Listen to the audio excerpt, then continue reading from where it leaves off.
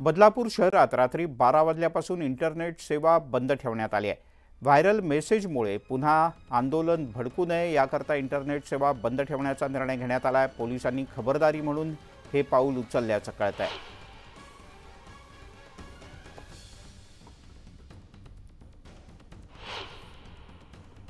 Badlapur railway स्थानकावर झालेल्या आंदोलनामुळे कमीत कमी 10 ते 12 तास रेल्वे सेवा जी आहे ती पूर्णपणे ठप्प होती।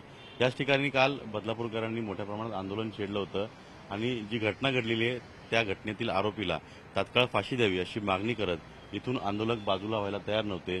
शेवटी आंदोलन एका वेगळ्या पातळीवर गेल्यानंतर पोलिसांनी लाठीचार्ज केला आणि त्यामुळेच इथं आपण जर बघितलं असेल चपला पडलेल्या आहेत, पाण्याच्या बाटल्या पडलेल्या आहेत आणि इथं आंदोलकांना जे आहे ते पोलिसांनी लाठीचार्ज करून पांगवलेलं आहे।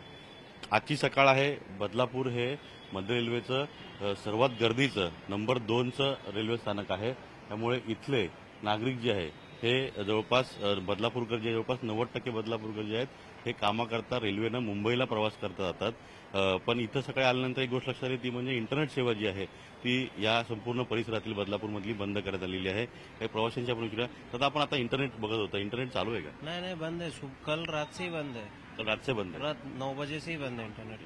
याचं कारण असं आहे की हे संपूर्ण आंदोलन जे आहे सोशल मीडियाच्या मार्फत उभं करण्यात आलं होतं आणि पुढे जाऊन अशी कुठलीही घटना घडू नये किंवा सोशल मीडियामार्फत मेसेज पसरून पुन्हा असं काही आंदोलन होऊ नये याकरता घेतलेली खबरदारी पोलिसांनी असावी। इथले बदलापूरचे रहिवासी आहात, इंटरनेट सेवा चालू आहे तुमची? नाही, बंद आहे। कधीपासून बंद आहे? आज सकाळपासून बघितलं, रात्री 8 वाजल्यापासून बंद आहे। रात्री 8 वाजल्यापासून रात्री 8 वाजल्यापासून ही सेवा संपूर्ण बंद आहे। बदलापूरकर जे आहेत त्यांनी देखील स्पष्ट केलेलं आहे जी घटना घडली किंवा जे आंदोलन झालं ह्या सर्व गोष्टीमध्ये सोशल मीडियाचा फार मोठा रोल होता आणि हेच लक्षात घेता पोलिसांनी जी आहे ती आज इथे संपूर्ण बदलापूरमध्ये इंटरनेट सेवा जी ती बंद ठेवलेली आहे। व्हिडिओ जर्नलिस्ट रमेश भट्टसह अजित मांढरे, न्यूज 18 लोकमत, बदलापूर।